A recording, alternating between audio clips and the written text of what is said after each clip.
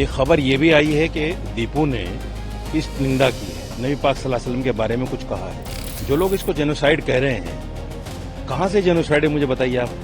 बेरोजगारी, महंगाई उसके खिलाफ है, हिंदुओं के खिलाफ तो है ही नहीं वो। आप क्यों बराबर अपने ऊपर उस तमाम चीजों को ले रहे हैं। जय श्री राम का नारा और अल्लाह अकबर का नारा लगाकर ये दोनों समानता है, इनमें कोई अलगाव नहीं, दोनों समानता है।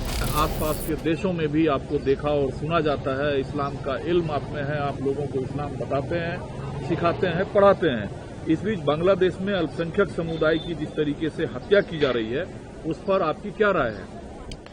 देखिए, हत्या जो की जा रही है वो गलत है, इसमें कोई दो राय नहीं है। इस्लाम किसी की हत्या करने को नहीं कहता। एक खबर ये भी आई है कि दीपू ने इस निंदा की है, नबी पाक सल्लल्लाहु अलैहि वसल्लम के बारे में कुछ कहा है।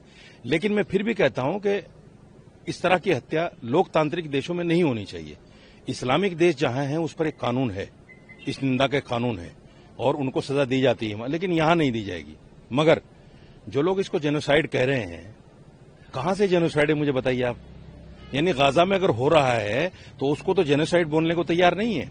फलस्तीन में जो 40,000 बच्चे मार दिए गए, 1.5 लाख लोगों को कत्ल कर दिया गया, उस पर जेनोसाइड बोलने को तैयार नहीं, चूंकि इजराइल है सामने।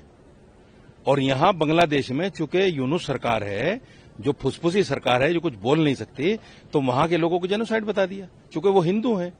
अगर 15 लोगों को, 10 लोगों को या 20 लोगों को वहां मार दिया, हम निंदा कर रहे हैं, नहीं मारना चाहिए। यहां एनसीआरबी का डाटा है कि 52 लोगों को मॉब लिंचिंग कर दिया गया जय श्री राम का नारा लगाकर। आप उसको जेनोसाइड नहीं कहेंगे। 15 लोगों की हत्या को जेनोसाइड कहेंगे, 50 लोगों की हत्या को, मॉब लिंचिंग को जेनोसाइड नहीं कहेंगे आप।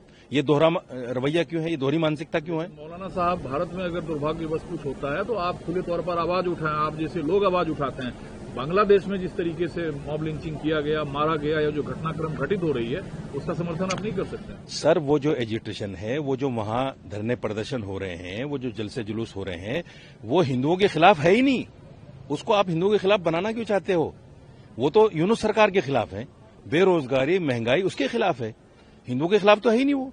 आप क्यों बराबर अपने ऊपर उस तमाम चीजों को ले रहे हैं? आपका बयान था 10-15 अल्पसंख्यक या हिंदू समाज की भारत इतना फिक्र क्यों कर रहा है, भारत में इतना बेचैनी क्यों है, भारत दूसरे देश की बात क्यों कर रहा है, भारत अपने देश की बात क्यों नहीं कर रहा है? मेरे घर में 10 लोग मरे, मुझे उसका फिक्र नहीं है। आपके घर में एक आदमी मर जाए, मैं उसका फिक्र करने लगूं, तो मैं अक्लमंद हूं या बेवकूफ हूं? फैसला कीजिए आप। मेरे घर में आग लगी है, मेरे घर में जय श्री राम का नारा लगाकर हत्या की जा रही है।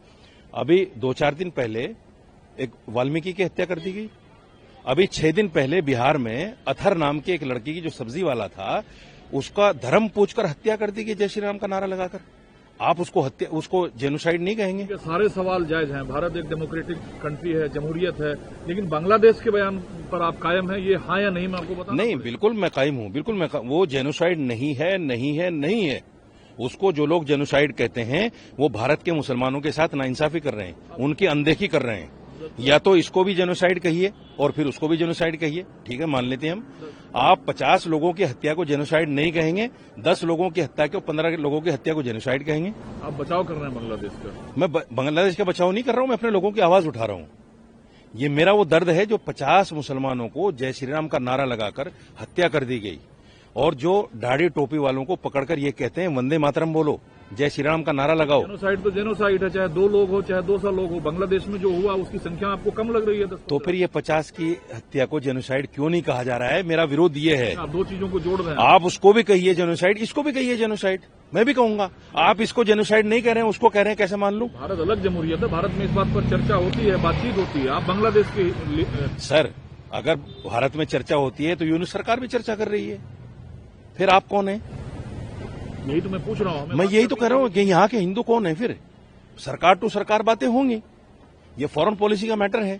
सरकार उस पर दबाव डाले, सरकार उस पर उनकी हत्या के बारे में पूछे यूनुस सरकार से कि ये हो क्या रहा है। मैं और आप कौन है?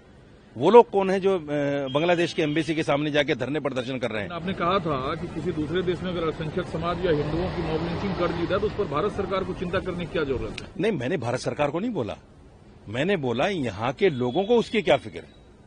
जो लोग हिंदुओं का दम भरते हैं, उनको सरहद के पार हिंदू मर रहा है उसकी तो फिक्र है, लेकिन अपने देश के अंदर मुसलमान मर रहा है उसकी फिक्र नहीं है।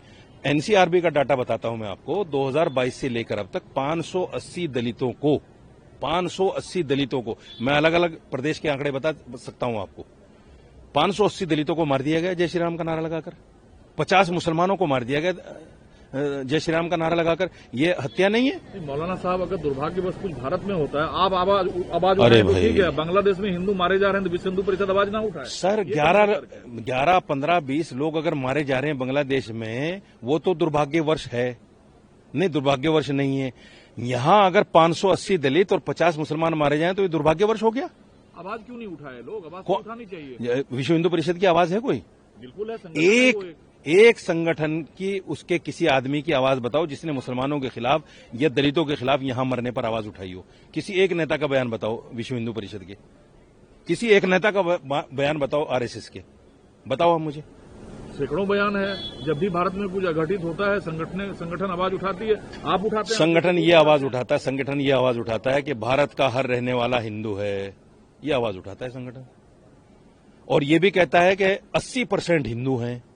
लेकिन जब मर रहे हैं, 580 लोगों को मार दिया गया दलित होने के नाते, उस पर नहीं बोलता संगठन। बताइए, आप ऑल इंडिया इमाम संगठन के अध्यक्ष हैं, आपकी जो राय है जी, क्या आपके संगठन के सभी मौलानाओं की राय यही है, यही इत्तेफाक है जो आप कह रहे हैं कि बांग्लादेश में कुछ हो रहा है तो उसकी चिंता ना करें, हम ना करें? चिंता करें, अगर हमारे घर में अमन चैन हो, करें, चिंता करनी चाहिए। इंसानियत के नाते पूरी दुनिया में अगर कोई भी आदमी मरता है तो उसकी चिंता हर इंसान को होनी भारत की चाहिए। हालत बांग्लादेश जैसे है? भारत और बांग्लादेश की तुलना नहीं कर रहा हूं मैं। आप कह रहे हैं? मैं सिर्फ ये कह रहा हूं कि अगर वो जेनोसाइड है तो ये भी जेनोसाइड मानिए। आप कैसे तुलना कर रहे हैं भारत? उसको तो सरकार देखेंगी ना भाई। Who are you? आप सरकार में नहीं है। आप सरकार में, आप आवाज उठाते हैं भारत? मैं भारत की आवाज उठा रहा हूं। हाँ, उठाते हैं आप। मैं बांग्लादेश की तो नहीं उठा रहा हूं। बांग्लादेश वो भी भारत की आवाज उठाए। उठानी चाहिए आपको बांग्लादेश। मैं कह रहा हूं वो भी भारत की आवाज उठाएं। सरकार देखेगी बांग्लादेश को। ये सरकार का काम है कि बांग्लादेश में क्या हो रहा है, मेरा और विश्व हिंदू परिषद का काम नहीं है। उठाएंगे सवाल? नहीं, मैं तो कह रहा हूं गलत है और सरकार को देखना चाहिए। तो आप नहीं उठाएंगे सवाल? मैं उठा रहा हूं। मैं कह रहा हूं कि सरकार को संज्ञान लेना चाहिए, इन सरकार के साथ बात करनी चाहिए। उठाएंगे नहीं उठाएंगे? मैं कह रहा हूं ना सर। नहीं उठाएंगे? अरे सर, मैं कह रहा हूं मैं कह रहा हूं कि यूनुस सरकार को क्या के साथ बैठना चाहिए, हमारी सरकार को संज्ञान लेना और कड़े। मैं तो ये कहता हूं कि बांग्लादेश को इंडिया में मिला लो, मैं साथ हूं आपके। लेकिन मौलाना साजिद रशीदी और विश्व हिंदू परिषद सवाल नहीं उठा सकता। सर, मैं तो कह रहा हूं ना, बांग्लादेश को मिला लो और जितने हिंदू बांग्लादेश में हैं उन तमाम को हिंदुस्तान में बुला लो। मैं राजी हूं इस पर। जिगरा तो दिखाओ, कुछ करके तो दिखाओ। ये सिर्फ बयानबाजी। 12 साल में एक हिंदू वापस नहीं आया है। हिंदू अरे भाई, वो भी एक देश है, लोकतांत्रिक देश है, उसमें जो कुछ हो रहा है वो सरकार देखेगी या हमारी सरकार बात करेगी। हम उसके लिए हाय उल्लाह करें, आम नागरिक। लोगों को मारे जा रहे हैं, अल्लाह अकबर के नारे। यहां भी जय श्री राम का नारा धार्मिक नहीं है क्या? यहां भी, ये भी धार्मिक है। अगर जय श्री राम का नारा धार्मिक नहीं है, आप कहलवा दीजिए किसी विश्व हिंदू परिषद के आदमी से, आरएसएस के आदमी से कि ये धार्मिक नहीं है, मैं मान लूंगा कि ठीक है, गलत कायम है ना? मैं बिल्कुल कायम। कोई पछतावा नहीं है? नहीं, कोई पछतावा नहीं है, बिल्कुल कोई पछतावा नहीं है, बिल्कुल कोई पछतावा नहीं है। ये जेनोसाइड नहीं है, वहां हिंदुओं के खिलाफ एजिटेशन नहीं है। और अगर जो भी है तो सरकार बात करे ना, बैठ के सरकार बात करिए, सरकार का काम है। आपके पास कोई स्पेशल इन्फॉर्मेशन है वहां अल्पसंख्यक के खिलाफ कोई माहौल नहीं है? आप किस आधार पर यह दावा कर रहे हैं? सारी खबरें आ रही हैं बांग्लादेश की, सोशल मीडिया पर सारी खबरें पड़ी हुई हैं, एक एक पल की खबर आ रही है। अल्पसंख्यक के खिलाफ कोई नफरत की माहौल वहां नहीं है? नहीं, वहां ऐसा, वो जो एजिटेशन है वो यूनुस सरकार के खिलाफ है, वो हिंदुओं के खिलाफ नहीं है, बिल्कुल नहीं हिंदुओं के खिलाफ। इसको बनाया जा रहा है हिंदुओं के खिलाफ। बचाओ आप लेकिन कर रहे हैं। गजब नहीं कर रहा हूं सर। मैं बांग्लादेश का बचाव क्यों करूंगा? आप कह रहे हैं अल्पसंख्यक के खिलाफ वहां कोई मैं बांग्लादेशी नहीं हूं ना। मारे जा रहे हैं रोज वहां। यहां भी तो मारे जा रहे हैं सर। यहाँ साजिद रशीदी आवाज उठा सकते हैं, वहां भी आवाज उठाने वाले हैं। मैंने पत्रकारों को हमारे चैनलों पर बैठकर आवाज उठाते हुए देखा है, वहां के पत्रकारों की। पत्रकार बोल रहे हैं उसके खिलाफ, वहां के चैनल भी बोल रहे हैं उसके खिलाफ। नजर में भारत बांग्लादेश एक जैसी स्थिति है। जय श्री राम का नारा और अल्लाह अकबर का नारा लगाकर ये दोनों समानता है, इनमें कोई अलगाव नहीं है, दोनों समानता है।